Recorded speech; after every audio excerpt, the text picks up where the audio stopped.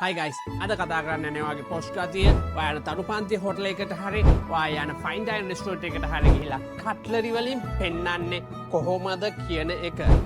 වැඩි හරි ලේසි පොඩි සිග්නල්ස් ටිකක් පාවිච්චි කරන්න විතරයි තියෙන්නේ. ඔයාලා පාවිච්චි කරන දේ මේකට ෆෝක් එකයි නයිෆ් එකයි විතරයි. වීඩියෝ එක පටන් ගන්න ඉස්සෙල්ලා පොඩි ඉල්ලීමක් කරන්න ලයික් කරන්න කමෙන්ට් කරන්න ෂෙයා කරන්න වගේ අයිඩියාස් අදහස් උදහස් තමයි මගේ ඉදිරි ගමනට වැදගත් වෙන්නේ. එහෙමනම් අද පටන් ගමු මේ කට්ලරි එතික්ස්. කට්ලරි එතික්ස් කියන්නේ සරලවම ෆෝක් එකයි නයිෆ් එකයි පාවිච්චි කරලා ඔයාගේ අයිඩියා නැත්නම් ඔයාට වෙන්න ඕනේ මොකද්ද කියන එක සරලව ඔයාගේ වේටර්ට කමියුනිකේට් කරන එක.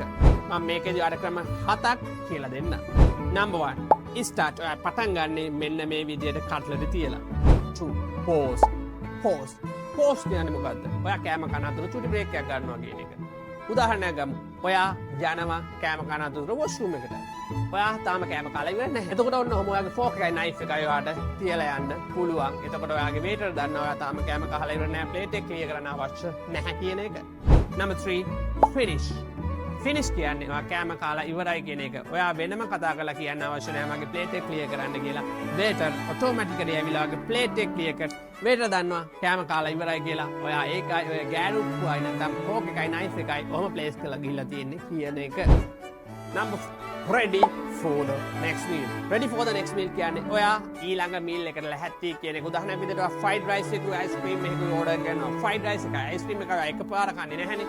ඔයා ෆ්‍රයිඩ් රයිස් එක කාලා තමයි අයිස්ක්‍රීම් එක කන්නේ. එතකොට ඔයා ෆ්‍රයිඩ් රයිස් එක කාලා ඔන්නෝම තිබ්බහම වේටර් දන්නා ඔයා ඊළඟ මීල් එකට නැත්නම් ඔයා අයිස්ක්‍රීම් එක කන්න ලැහැත්ති කියන එක. එතකොට ඔයා වෙනම කතා කරලා අයිස්ක්‍රීම් එක ගේන්න කියලා කියන්න අවශ්‍ය නැහැ. වේටර් අයිස්ක්‍රීම් එක ඔයා ගාවට ගෙනල්ලා දෙන්න. Number 5 excellent.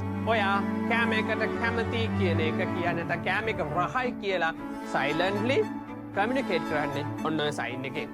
ඔන්නෝම තිබ්බහම අනිවාර්යයෙන්ම ඔයාගේ වටිනා කමෙන්ට් එක ඔයාගේ වේටර් ඔයාගේ ළඟට ඇවිල්ලා ගනීවි. Number 6 I don't like it. සරලම ඔය කෑම එකට කැමති නැහැ කියලා කියන්න, කහ නැහැ කියලා කියන්න ඔන්න ඕක පාවිච්චි කරන්න පුළුවන්. උදාහරණයක් විදිහට ගමු. ඔය කෑම එකට salt එක නැත්නම් ලුණු පොඩ්ඩක් වැඩි. ඔයාලට පුළුවන් silent ඔයාගේ complaint එක inform කරන්න ඔයාගේ waiterට ඔන්න ඔහම fork එකයි knife එකයි place කරලා.